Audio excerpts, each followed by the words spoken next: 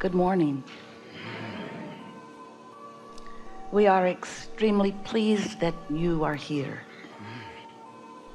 It is good to come together for the purpose of co-creating. Do you agree? Co-creation at its best, you'll see. Yeah. So what brings you here today?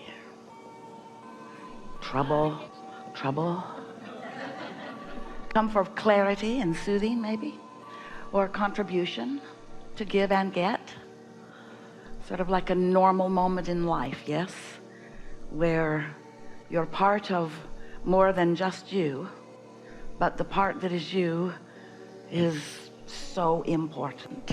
Your perception of what goes on matters a lot. You contribute, whether you sit here and talk into this and speak your words where other ears can hear them, or whether you do what you do all the time, convey through your vibrational offering. One of the things that sometimes happens as you come here and play with us is that we are able to discern, and we often point it out nicely, usually. Sometimes there's a difference in what you're saying with your words and what you're offering vibrationally, and it's really a good thing for you to acknowledge when that is happening, because the universe is not responding to your words. And sometimes you've become so accustomed to saying this and that about this and that, that you think that those words are more powerful than they are. And you're shocked when your children don't listen to you, when the universe doesn't respond to the words that you are offering. Sometimes you speak the words so often that you think that they are what you mean, when often they are the opposite of what you mean. Don't you know I love you? You shout at someone, and in that moment you're not loving them. You want to, and that's the thing that we want to point out to you about your words. Often you want your words to mean what they mean, but your words don't matter so much.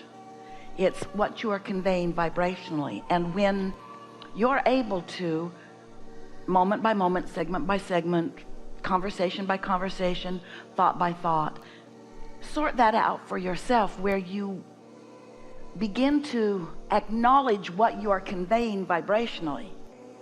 In fact, only when you begin to own what you are conveying vibrationally can you do anything about deliberately creating your own experience.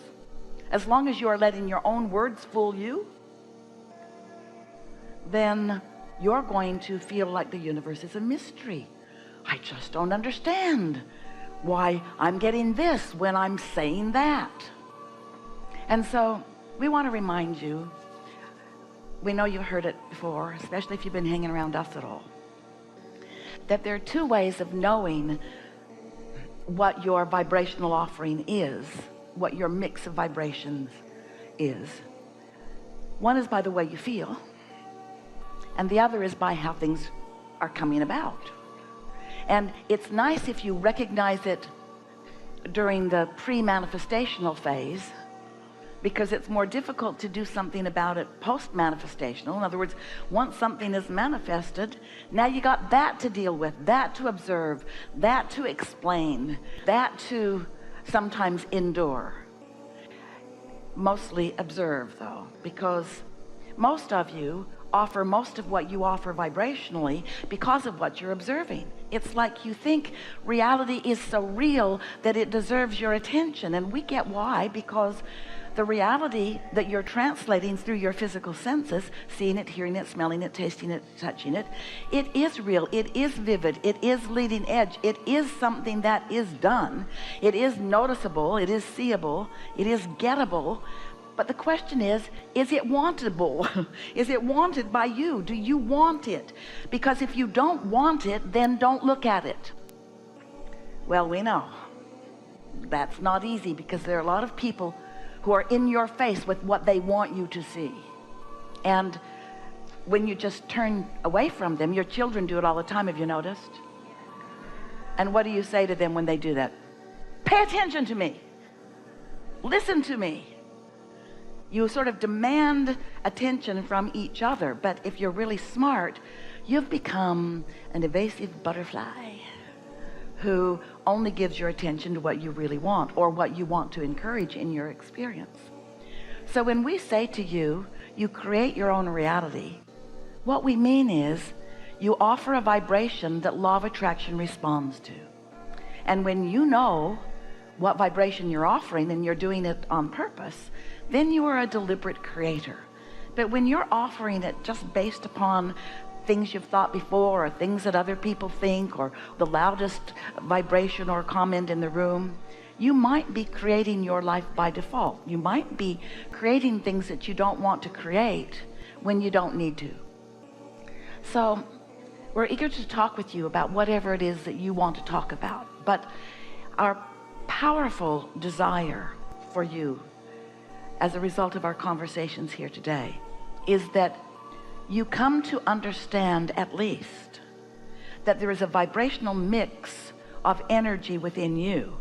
In other words, there are things you desire and there are things you believe, and that mix matters.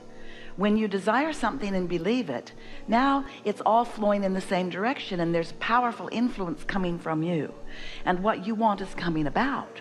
But if you want something that you doubt, if you want something that you're looking in opposition to, then you've got contradiction within you, and that's the thing we most want you to become aware of. Because when you say one thing but mean another, you've got a vibrational contradiction going on within you, and it just does not feel good. You're more than you see here in these physical bodies. You are an extension, while you are in these physical bodies, of source energy. And the source energy part of you is dominant.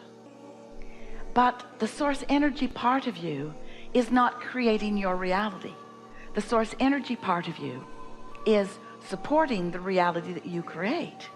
You said when you made the decision to put some of your consciousness into this personality that is you, I will go forth into this physical world, and I will explore and evaluate and come to conclusions and launch rockets of desire.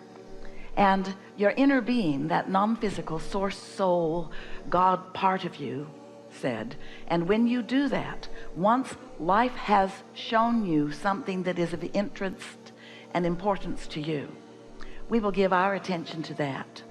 And we will give our attention to that so clearly, no wobble in us. We won't focus on it but then wonder if you can do it. We won't focus upon it and then question your authenticity. We won't focus upon this desire that you've chosen and then talk to each other about how unlikely it is that you'll accomplish it.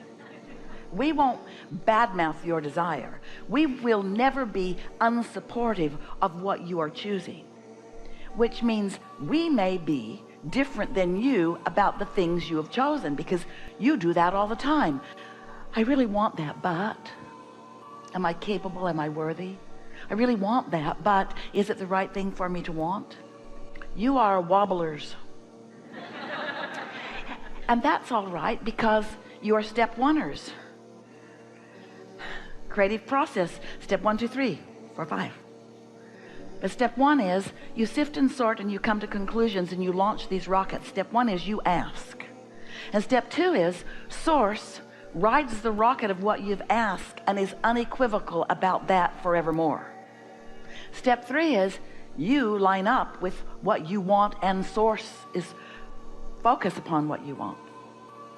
And step four is you just get really, really, really, really good at that. And step five is you step back into step one, but you do it with the attitude that source feels when you step back into step one. You revel in the perfection of you exploring contrast again for the purpose of more motion forward.